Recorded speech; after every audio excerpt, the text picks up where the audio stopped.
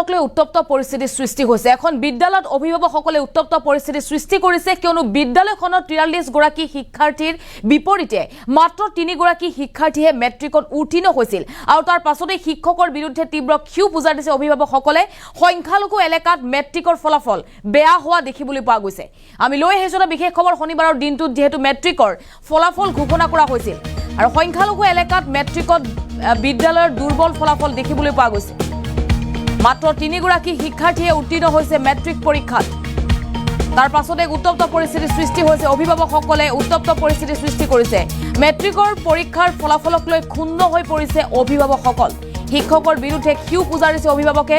বিদ্যালয়ৰ শিক্ষকৰ বিৰুদ্ধে উত্তাল প্ৰতিবাদ সাব্যস্ত কৰিছে শ শ ৰাইজে। আৰু জানিব পৰা মতে 43 গৰাকী শিক্ষাৰ্থীৰ মাজৰ মাত্ৰ 3 গৰাকীহে মেট্ৰিকত উত্তীৰ্ণ হ'ল। বিদ্যালয়ৰ সকলো শিক্ষকক বদলিৰ দাবী জনাইছে অভিভাৱকসকলে। এখন বিদ্যালয়ৰ আজব ঘটনা সংঘটিত হোৱা দেখিবলৈ পোৱা গৈছে। নাওবৈচাৰ তিনিঠেঙীয়া হাইস্কুলত উত্তপ্ত পৰিস্থিতি। বিদ্যালয়খনৰ 40 জনেই মেট্ৰিকত ফেইল কৰিছে। হাজাৰ হাজাৰ দৰমহা লৈও শিক্ষাৰ্থীক ভাল শিক্ষকে দিব নোৱাৰাৰ অভিযোগ আনিছে অভিভাৱকসকলে। আৰু বিদ্যালয়ৰ গেটৰ সন্মুখতে তীব্ৰ প্ৰতিবাদ সাব্যস্ত কৰিছে অভিভাৱকসকলে। আমাৰ হাতত সেই দৃশ্য আহি পৰিছে। আমি আপোনালোকক সেই দৃশ্য দেখুৱাম। এক উত্তপ্ত পৰিস্থিতিৰ সৃষ্টি হৈছে। বিদ্যালয়খনৰ 40 গৰাকী শিক্ষাৰ্থীয়ে মেট্ৰিকত উত্তীৰ্ণ হ'ব নোৱাৰিলে আৰু তাৰ পাছতেই এনেদৰেই বিদ্যালয়ৰ গেটৰ সন্মুখত শিক্ষকৰ বিৰুদ্ধে তীব্ৰ ক্ষোভ উজাৰিছে এইসকল অভিভাৱকে। বিদ্যালয়সমূহৰ পৰিদৰ্শক মহোদয়, লখিমপুৰ, উত্তৰ লখিমপুৰ।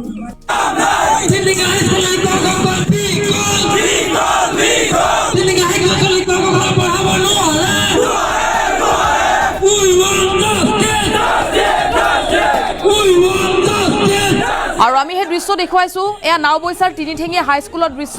তিনিঠেঙীয়া হাইস্কুলত উত্তপ্ত পৰিস্থিতিৰ সৃষ্টি হৈছে কিয়নো এইবাৰ হাইস্কুলখনৰ পৰা 43 গৰাকী শিক্ষাৰ্থীয়ে মেট্ৰিকত অৱতীৰ্ণ হৈছিল, কিন্তু 43 গৰাকী শিক্ষাৰ্থীৰ মাত্ৰ 3 গৰাকীয়ে উত্তীৰ্ণ হ'ল আৰু 40 গৰাকীয়ে মেট্ৰিকত উত্তীৰ্ণ হ'ব নোৱাৰিলে। তাৰ পাছতেই অভিভাৱকসকলে তীব্ৰ ক্ষোভ প্ৰকাশ কৰিছে।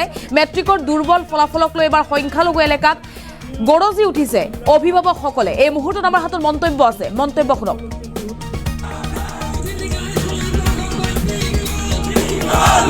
ইয়াত আপোনালোকে দেখিছে যে বহুত মানুহ গোট খাইছো, ইয়াত এটা প্ৰতিবাদ কৰিছো। গতিকে অতি দুখ লগা কথা এইটোৱে যে আমি আজি বিদ্যালয়ৰ শিক্ষকসকলৰ কাৰণে, প্ৰধান শিক্ষকৰ কাৰণে, ৰিজাল্ট বেয়া হোৱাৰ কাৰণে আমি ছাত্ৰৰ অভিভাৱকসকল ইয়াত আহি উপস্থিত হ'ব লগা হৈছে, আন্দোলন কৰিব লগা হৈছে। ইয়াতকে দুখৰ কথা আৰু একো হ'ব নোৱাৰে। আমি বেলেগ কোনো বিষয় লৈ ইয়াত আন্দোলন কৰিবলৈ অহা নাই। আমি আহিছো আমাৰ ছাত্ৰ ছাত্ৰীৰ, আমাৰ এই অঞ্চলৰ মাইনৰিটিৰ ছাত্ৰ ছাত্ৰীৰ ভৱিষ্যত এই শিক্ষকসকলে একেবাৰে শেষ কৰি দিছে। গতিকে মই ভাবো যে আমাৰ যিসকল অভিভাৱক ছাত্ৰ ছাত্ৰী আছে ইয়াত, তেওঁলোকে এই শিক্ষকসকলক ফুলাম গামোচা দিব লাগে। কাৰণ 43 জন ছাত্ৰ ছাত্ৰীৰ মাজৰ পৰা 3 জনে পাছ কৰিছে, তথাপি 3rd ডিভিজনত পাছ কৰিছে।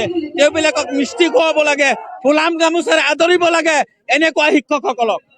গতিকে মই ভাবিছো যে আমাৰ আন্দোলন, মিডিয়াক আমি অনুৰোধ জনাইছো, ৰাজহুৱাভাৱে মিডিয়াক অনুৰোধ জনাইছো যে আপোনালোকে আমাৰ এই কাৰ্যসূচী, এই আন্দোলন অন্তত অসমৰ মুখ্যমন্ত্ৰীয়ে যাতে গম পায় তাৰ এটা ব্যৱস্থা কৰক, নহলে যাতে ইয়াতেই আপোনালোকৰ ওচৰতে বস্তুটো শেষ নহয়। তাৰ কাৰণে কৰজোৰে অনুৰোধ জনাইছো।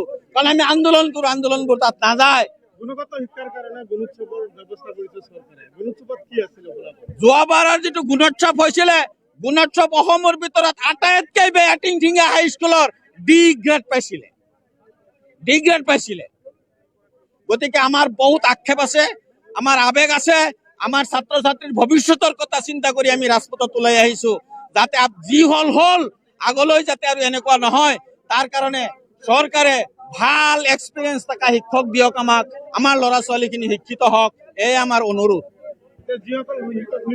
শিক্ষক নতুনকৈ নিযুক্তি হৈ ইয়াত আহিছে, তেওঁবিলাকে যদি লিখা পঢ়া কৰালেহেঁতেন তেতিয়াহ'লেতো ৰিজাল্ট এনেকুৱা বেয়া নহ'লহেঁতেন। গতিকে চৰকাৰে কেনেকুৱা শিক্ষক দিছে আমি নাজানো। গতিকে এই সম্পূৰ্ণ শিক্ষক ইয়াৰ পৰা বদলীকৰণ কৰাৰ কাৰণে আমি আহ্বান জনাইছো। সন্মানীয় মুখ্যমন্ত্ৰী এটা কথা ঘোষণা কৰিছিল, এখন বিদ্যালয়ৰ পৰা 30% ওপৰত যদি অৱতীৰ্ণ নহয় তেতিয়া সেইখন বিদ্যালয়ত বিহিত ব্যৱস্থা ল'ব। গতিকে আমি মুখ্যমন্ত্ৰীলৈ অনুৰোধ জনাইছো, আমাৰ এই তিনঠিঙা অঞ্চলখন যিহেতু মুখ্যমন্ত্ৰী ডাঙৰীয়াই কয়, যিহেতু ইয়াত 100% সংখ্যালঘু এলেকা, মুখ্যমন্ত্ৰী ডাঙৰীয়াই কয় মাদ্ৰাছা বন্ধ কৰি আমি স্কুল কলেজ খুলিছো, সংখ্যালঘু ছাত্ৰ ছাত্ৰীসকলক আমি ইঞ্জিনিয়াৰ ডক্টৰ বনাম। গতিকে আমি মুখ্যমন্ত্ৰীক এটা আহ্বান জনাইছো, আপুনি এই আমাৰ তিনঠিঙা হাইস্কুলখন নজৰ দিয়ক। আৰু এটা দাবী কৰজোৰে দাবী জনাইছো আমি যে এই বিদ্যালয়খনৰ শিক্ষক প্ৰধান শিক্ষকক অপহৰণ কৰক আৰু শিক্ষক গোটৰ বদলীকৰণ কৰক। নহলে আমি মাজে মাজে শুনি পাওঁ বা দেখিবলৈ পাওঁ আমি যে শিক্ষক শিক্ষয়িত্ৰীসকলে মাজে মাজে কাজিয়াও হয়, আমি ইয়াত দেখিবলৈ পাওঁ। আৰু এটা মই ক'ব বিচাৰিছো যে এইখন বিদ্যালয়ত পঢ়ুৱাই শিক্ষকসকলে 70,000, 80,000, 70,000 টকা দৰমহা পায়, কিন্তু তেওঁলোকৰ বিশ্বাস আৰু আস্থা নাই যে মোৰ সন্তানক মই ইয়াত পঢ়ুৱাই বাল শিক্ষা দিব পাৰিম। 3,000 টকা মাহে বেতন পোৱা সেই প্ৰাইভেট স্কুলত 70,000-80,000 পোৱা শিক্ষকৰ ছাত্ৰজন পঢ়িবলৈ দিয়ে। গতিকে শিক্ষামন্ত্ৰী মহোদয়ক আৰু অসমৰ মাননীয় মুখ্যমন্ত্ৰী মহোদয়ক অনুৰোধ জনাইছো, যিহেতু মুখ্যমন্ত্ৰী ডাঙৰীয়াক মাজে কৈয়ে থাকে যে আমি সংখ্যালঘু ছাত্ৰ ছাত্ৰীসকলক ইঞ্জিনিয়াৰ ডক্টৰ বনাম। এই ইঞ্জিনিয়াৰ ডক্টৰ বনাবলৈ হলে আমাৰ সংখ্যালঘু অঞ্চলত অলপ নজৰ দিব বুলি মুখ্যমন্ত্ৰী আমি আশা ৰাখিলো। পাইছে কি কাৰণে ইয়াত প্ৰতিবাদ সাব্যস্ত কৰিবলগা হৈছে। ইয়াত মেনেজিং কমিটি তথা অভিভাৱকসকল গোটেই একত্ৰিত হৈছে। এইখন বিদ্যালয়ত যিটো ৰিজাল্ট ক্লাছ মেট্ৰিকৰ যিটো এছএছএলচি ফাইনেল ৰিজাল্ট ওলাইছে, যিটো ৰিজাল্ট ওলাইছে আমাৰ কাৰণে একদম এইটো মানে এনেকুৱা লাজৰ কথা হৈ গ'ল। 43জন ছাত্ৰ ছাত্ৰীৰ পৰা মাত্ৰ 3জনে পাছ কৰিছে, 40জনে ফেইল কৰিছে। গতিকে ইয়াতকৈ আৰু বেয়া কি খবৰ হ'ব পাৰে আমাৰ কাৰণে? বিদ্যালয়খন ইয়াত থকাতকৈ নথকাই ভাল। আমি এই কাৰণে চৰকাৰকো ইয়াৰ পৰা অনুৰোধ জনাইছো যে আমাৰ এই বিদ্যালয়ৰ পৰা যিসকল ষ্টাফ আছে, শিক্ষক আছে, সকলোখিনিক বদলীকৰণ কৰক। একদম প্ৰিন্সিপালৰ পৰা লৈ আৰম্ভ কৰি চকীদাৰলৈকে বদলীকৰণ কৰক। নতুন শিক্ষকৰ দ্বাৰা স্কুলখন পৰিচালনা কৰক। এই অঞ্চলৰ ছাত্ৰ ছাত্ৰীৰ ভৱিষ্যত যাতে উজ্জ্বল হয়, ভাল লিখা-পঢ়া কৰিব পাৰে, ভাল মানৱ ভৱিষ্যত গঢ়িব পাৰে, সেইকাৰণে আজি ৰাইজে ইয়াত একত্ৰিত হৈ কমিটি, পৰিচালনা সমিতি প্লাছ অভিভাৱক প্লাছ সচেতন ৰাইজ সকলোৱে মিলি আজি এই প্ৰতিবাদ সাব্যস্ত কৰিছে।